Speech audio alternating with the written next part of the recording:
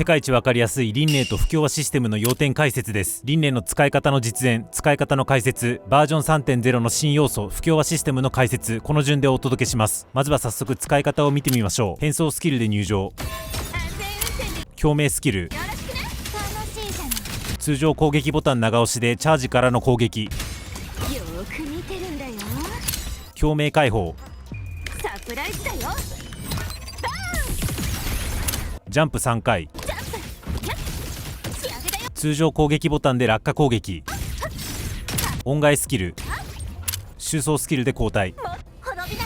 これで OK です。新システムこそややこしいですが、輪廻の使い方自体はめっちゃシンプル。それでは解説です。輪廻には3つのゲージがあるんですが、ここで一気に紹介するのは控えます。というのも、各ゲージを並行して管理する必要がなくて、結局1つ目のゲージを貯めて、それ消費して2つ目貯めて、それ消費して3つ目貯めて、それ消費して強攻撃って感じで順番通り貯めて使ってを繰り返すだけ。なので実際に使い方を順番に見ていく中で各ゲージをご紹介します。変装スキルで輪廻が入場すると1つ目のゲージが結構溜まり、共鳴スキルを使うと最大まで溜まりきります。何らかの理由で変装スキルや共鳴スキルが使えなかった時は通常攻撃連打でも溜まるので連打してゲージを溜め切りましょう。このゲージが溜まると通常攻撃ボタンが強化されるので、これを長押ししっぱなしにするといかにも輪廻がチャージする感じになり、その間今溜めていたゲージが減りつつ上のスピードメーターみたいなやつが溜まります。スピードメーターが2つ目のゲージですね。2つ目のゲージが溜まりきると勝手にチャージをやめて攻撃を打ってくれます。チャージ途中でも手を離すと攻撃してくれますが、溜め切ってからの方が強いので基本的に溜め切りましょう。2つ目のゲージが溜まりきったところで共鳴解放を使います。輪廻の共鳴解放の効果はシンプルかつ乱暴に強くて、30秒間全員のよだめが 24% アップするバフを巻くというものです。当然このバフは輪廻自身も対象で、輪廻の次の攻撃がそこそこ強いので、そこにバフを乗っけるべく今回はここで共鳴解放を使ってますが、これは輪廻自体をアタッカーとして使いたい場合の話で、もし輪廻の役割を他のアタッカーの強化に徹させる、いわゆるサブアタッカーとして運用したいんだったら、アタッカーに長い秒数バフを与えられる分、収装スキル直前に共鳴解放を使う方が無難かもしれません。ただ効果時間30秒って結構長いので、ぶっちゃけあんま細かいタイミング気にせず、少なくとも輪廻の番が来るたびに絶対共鳴解放を使うってことさえ意識すれば初心者としては大丈夫。2つ目のゲージを溜め切ると今度はジャンプが強化されるので、ポンポンポンと3回押すと3回連続ジャンプしながら都度攻撃を放ちます。1段ジャンプして攻撃するたびに2つ目のゲージが3分の1だけ減り、突如現れた3つ目のゲージが3分の1溜まります。ということは3連続ジャンプと攻撃すれば3つ目のゲージが最大まで溜まるということですね。最大まで溜まると通常攻撃と共鳴スキルのアイコンが光るので、どっちかを押すと3つ目のゲージを全消費して落下攻撃してくれます。ここまでいったらやることやったので余ってる音階スキルを使います。輪廻の最適な音階スキルであるハイベイシャの効果として、これ使った後15秒以内に収装スキル使うと次のキャラが強化されるというのがあるので、各スキルを使うのが具だった時を想定すると音階スキルのタイミングとしてはここが一番無難と考えています。最後に収装スキルで交代。輪廻の収装スキルは敵へのダメージに加え、次のキャラに全ダメージブーストプラス共鳴解放ダメージブーストのバフを付与します。共鳴解放ダメージ主体といえばユーノやソーリオンなので、彼女や彼と相性がいいっちゃいいんですが、ぶっちゃけ共鳴解放のやつといい全ダメージブーストの方が乱暴に強すぎて、誰と編成しても別に強く使えるっていう、いかにもバージョン 3.0 らしいお祭り性能です。使い方の解説は以上です。ここからはバージョン 3.0 から導入された不協和システムの解説。輪廻を最低限使えるようにしたいだけなら今紹介した動きだけできればよくて、不協和システムをあんま理解する必要はないんですが、せっかくの新システムわかんないままだともったいない感じがするので丁寧に解説します。このシステムのややこしいところは、バージョン 3.0 で導入された不協和システム自体が新システムなのに、輪廻はその不協和システムをさらに強く使うための特殊能力を持っているところ、新システムに輪廻の独自仕様が被っちゃってるのでややこしい。なのでまず輪廻抜きにして新システムについてだけ説明した後、じゃあそれに輪廻が絡むとどうなるかっていう順番で説明します。まず輪廻抜きにした新システム、不協和システムだけで言うと実はめちゃくちゃシンプル。一旦専門用語全く使わずに紹介すると、輪廻に限らず誰でもいいんですが、敵に攻撃していると今回新たに作られたゲージが溜まっていき、ゲージが溜まると敵の HP が割れた感じになります。その状態だと輪廻に限らず誰でも特殊攻撃が打てるようになるので、特殊攻撃を打つと大ダメージが与えられる。これだけです。なお音階として装備した時にコスト3以上になる敵相手だと、今見せたように明示的にボタンを押して特殊攻撃を打つ必要があるんですが、コスト3未満の雑魚敵相手の場合はゲゲージが溜まりきった後、さらに一発攻撃をした瞬間、勝手に特殊攻撃も打って大ダメージを与えてくれます。この時の大ダメージは白色で表示されます。で、今説明した仕組みを今度は専門用語を使って言い直すんですが、輪廻に限らず誰でもいいんですが、敵に攻撃していると敵の不協和値を蓄積することができ、これがマックスになると不協和状態になります。不協和状態の敵は HP ゲージが割れた感じになります。この不協和状態の敵に対しコスト3以上の場合、特殊なボタンを押すと協和破壊という攻撃を発動し、白色で表される協和破壊ダメージを与えられますという感じです。ここまでが今回導入された不協和システムの解説で、これが輪廻が入るとどうなるかというと、超クソ乱暴に言うと、このシステムを使ったダメージ量が増えます。そのダメージの増やし方が2種類あるので、まずはそのうち1種類だけご紹介。例のごとく一旦専門用語を使わずに言うと、輪廻が変装スキルなどを使った時に相手に怪しいデバフを与えます。このデバフ厳密には若干違うんですが、一言で言うと、お前が白色の強和破壊ダメージ受けるとき追加でダメージ与えるからなっていう予告デバフです。で、この状態で敵の不協和値を最大にして不協和状態にして、特殊なボタンを押して強和破壊攻撃をして白色の強和破壊ダメージを与えると、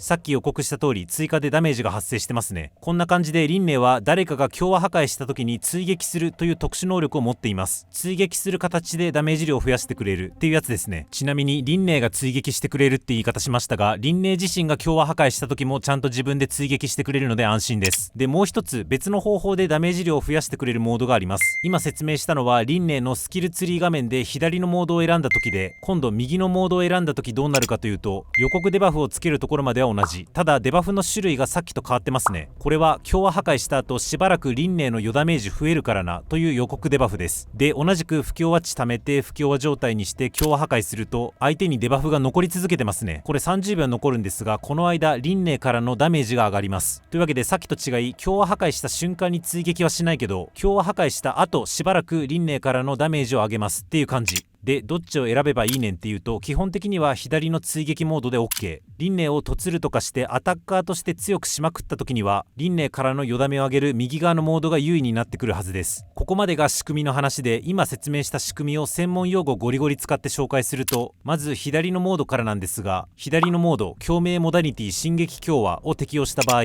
輪廻は変装スキルなどを使った時に相手に進撃強和オフセットといういわゆる予告デバフを与えられます。このデバフを持っている状態の敵が強和破壊されると、通常の白色の強和破壊ダメージに加え進撃強和インターフェアというデバフがつきます。で、輪廻は進撃強和インターフェアというデバフがついた相手にレスポンスする形で追撃を放ってくれるという感じです。オフセットとかインターフェアとか言葉から意味を類推しにくいのでややこいんですけれども、流れ自体は意外とシンプルなはずです。で、ちょっと正確さを求めるために今からややこいこと言っちゃうんですけど、さっき予告デバフの説明の時に、お前が白色の大ダメージ受ける時追加で追撃してダメージ与えるからなって言い方しましたけど、これ正確に言うと、このデバフ自体はあくまでお前が白色の大ダメージ受ける時進撃強和インターフェアデバフをつけるからなという予告でしかありません。で、進撃強和インターフェアデバフがついた時に輪廻が持ってる別の能力として進撃強和インターフェアデバフ持ちに反応して追撃をしてくれるっていう説明が正確です。だから多分今後同じように進撃強和インターフェアデバフ持ちに反応していろいろやってくれるキャラが実装されるんじゃないかなと思っています。これが左側のモードで、右側のモード共鳴モダニティ密集強和も基本は同じ。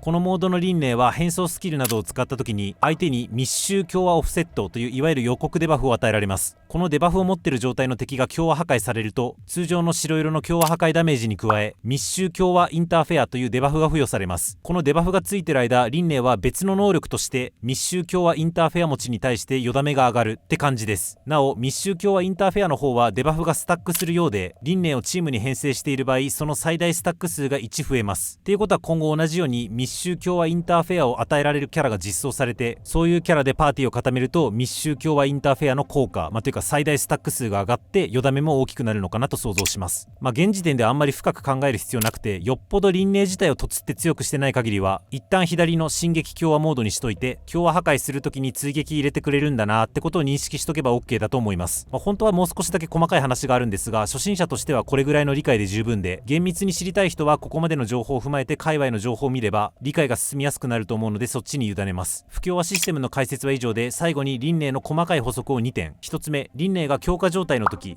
ちゃんと言うと1つ目のゲージ貯めて通常攻撃長押しした後に入る状態ですが、この状態で非戦闘中に回避行動を取るとステルスモードに突入し、敵に接近してもバレなくなります。探索に便利ですね。てかそもそもこの強化状態中のローラースケートが移動速度速くて便利です。なおこの強化状態は共鳴スキル長押しで解除されます。補足2点目、輪廻をパーティー編成しているとラハイロイエリアで使えるエクスペディションバイクのスタミナが増えます。このバイク使うとわかるんですけど、スタミナ超食うので必須級とは言わないんですが、バージョン 3.0 実装キャラだけあって輪廻がいるいないでラハイロイの探索効率がかなり変わりそうなので、そこを含めて引く引かないの判断を推奨します。解説は以上です。なおおすすめ音階とか育てるスキルの優先度は、せっかくゲーム内の攻略サイトに記載があるんだからそっち見ようの精神で割愛します。いかがでしたでしょうか。名調界隈の攻略動画はパワポとか数字とか使ってどちゃくそ丁寧に作られており、好きなキャラをいい感じに使えるようになりたいだけなんだよなという私みたいなライト勢にはちょっと味が濃すぎる印象があったので、伝える範囲や深度を私なりに厳選してライト勢向けに動画を作りました。リナシータ以降のキャラは全員分作ってますし、今後実装するキャラも基本的に同じようなあっさり味の攻略動画を作ってまいります。今後のキャラ分もお見逃しのないようチャンネル登録よろしくお願いします。今回のキャラの使用感、動画への忌憚のないご意見ご感想、ぜひコメントください。おつゆなし。